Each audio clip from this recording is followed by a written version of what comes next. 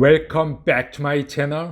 This is 코인 노마드. 안녕하세요. 코인 노마드입니다. 코인게코 마켓캡은 변동이 없지만 어저께 비트코인이 살짝 또 내려갔습니다. 그래서 31,806달러. 과연 비트코인이 3만 불을 다시 찍을까? 그리고 3만 불을 찍고 내려갈 것인가 아니면 반등할 것인가? 굉장히 궁금하고 어떻게 될지 큰 관심사입니다. 비트코인 차트 한번 보겠습니다. 여전히 비트코인은 다운스트림, 다운 트렌드 채널이 보이고 있는데요. 간신히 버티고 있는 것처럼 보이고 점점 바운스가 약해져 가고 있습니다. 3만 달러를 다시 테스트해 볼 것 같은 지금 그런 분위기를 보이는데요. 하지만 우리가 알다시피 단 한 개의 상승으로 인해서 변할 수 있는 상황이 비트코인은 되기 때문에 당분간 유의 주시해야 된다.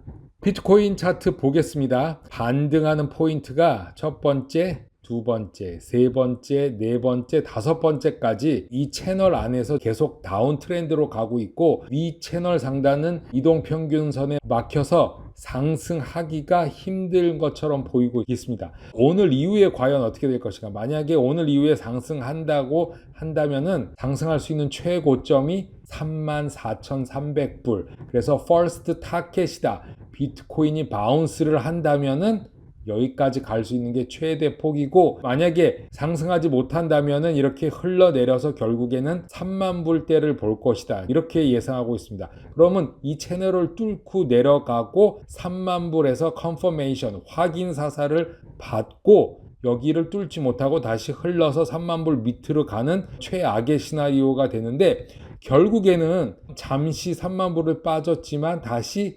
상승해서 3만 불을 쉽게 뚫고 3만 불을 지지하고 올라가는 패턴이 돼서 이 채널 안으로 다시 들어올 수도 있다. 이게 또 하나의 비트코인 최단기 시나리오입니다. 제임스 K. 필란이 XRP 커뮤니티에 대해서 XRP 리플과 SEC 간에 최근 소식들을 전해주고 있는데, 우리가 궁금해하는 힌맨이 과연 재판에 불러낼 수 있을까? 2020년 7월 27일이니까 열흘 뒤로 연기됐습니다. The Parties, 즉 SEC와 리플은 협상에서 상당히 진전을 이뤘고 점점 더 가까워지고 있고 특권적 이슈들을 해결해 가고 있다. 긴 여정이지만 이 작은 테두리에서 보면은 그래도 나름대로 뭔가 협의해 나가고 있다. 이런 거 보여지고 있습니다. 내일 모레 월요일 5시에 이 진행 상황을 당사자들이 리플과 SEC가 법원에 보고할 것이라고 하니까 계속 상의를 해 나간다고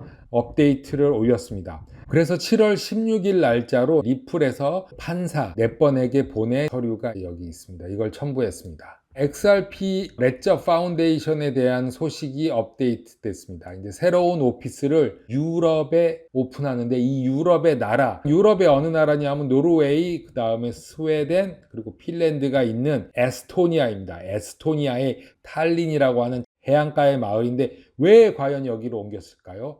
XRP 레저 파운데이션은 이 혁신적인 유럽 국가의 에스토니아 탈린에 새 사무실을 열었습니다. 제가 사용하는 코인필드라는 거래소가 있는데 그 거래소도 캐나다에서 많이 사용하는 거래소입니다. 그런데 본사가 에스토니아 탈린, 바로 이것에 있습니다. 그래서 처음에는 제가 유럽이 이상한 나라가 아닌가 생각했는데 지금까지 4년 동안 잘 사용하고 있고, 왜 리플이 이 장소를 택했냐?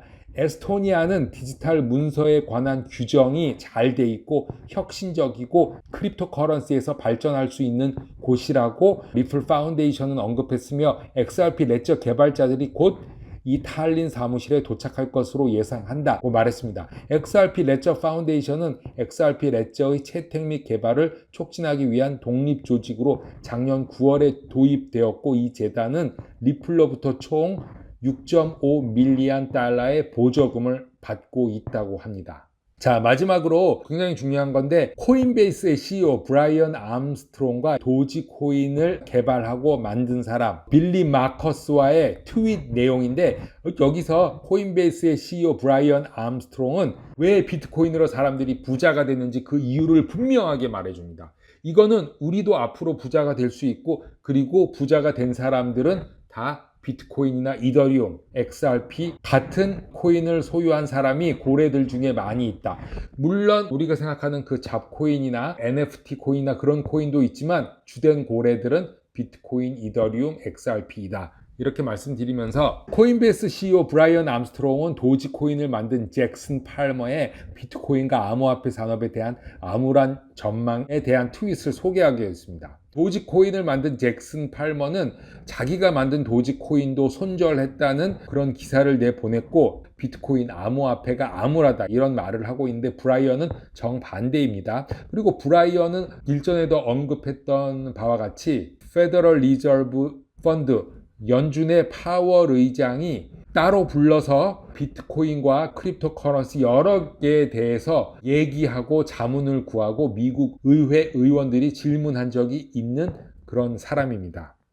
코인베이스 CEO 브라이언은 비트코인이 많은 사람들을 부유하게 만든 이유 중에 하나는 비트코인이 증권이 아니었기 때문에 일반인들이 일찍부터 투자할 수 있었다라고 말합니다. 자, 비트코인이 증권이 아니라서 큰 부자들이 나왔다고 말하고 있습니다. 이게 비법인 거죠. 한편 잭슨 팔머는 2013년 빌리 마커스와 함께 도지코인을 장난삼아 만들었다고 하는데 도지코인을 왜 만들었냐? 지지자들의 부를 증진하기 위해서 고안되고 만들었다라고 말하고 있습니다. 암호화폐 산업은 분권화, 디센트럴라이즈라는 주장에도 불구하고 이렇게 시간이 흘러가면서 그들을 대처하려고 하는 기존의 중앙 집권화된 금융 시스템과 연계된 많은 기관들을 통합하기 위해 발전해 온 부유한 인사들, 즉 강력한 카르텔, JP 모건도 되고 몰건 체이스, 골드만 삭스도 되겠죠. 이런 강력한 카르텔에 의해 지배되고 있다고 폭로했는데 이에 대해 브라이언 암스트롱은 암호화폐 기반이 되는 기술이 기회에 대한 접근을 넓히고 부의 이동성을 용이한다. 그리고 크립토커런시, 이 코인은 부의 불평등을 해결하지 못한다고 합니다.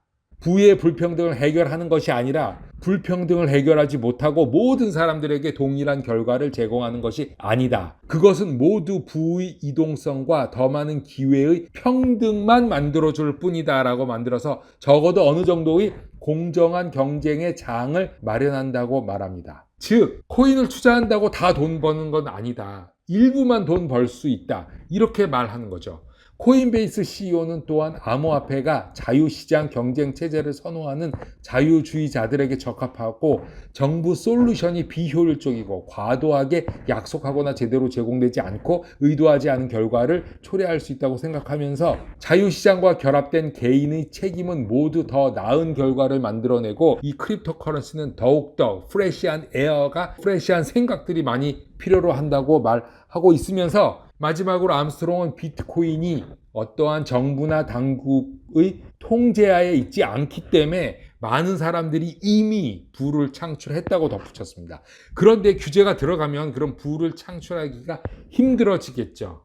그러나 여전히 저는 부를 창출할 수 있다고 봅니다. 하지만 전보다 점점 더 힘들어진다. 정부의 해결책인 투자자법은 오히려 역효과를 나타내고 코인 투자, 즉 코인을 싸게 사서 비싸게 파는 것을 통해서 부를 얻는 것을 더욱더 어렵게 만든다고 말합니다. 제가 들어본 말 중에 CEO임에도 불구하고 솔직하게 말해주는 것 같습니다. 코인 노마드 오늘 여기까지 하겠습니다. 감사합니다.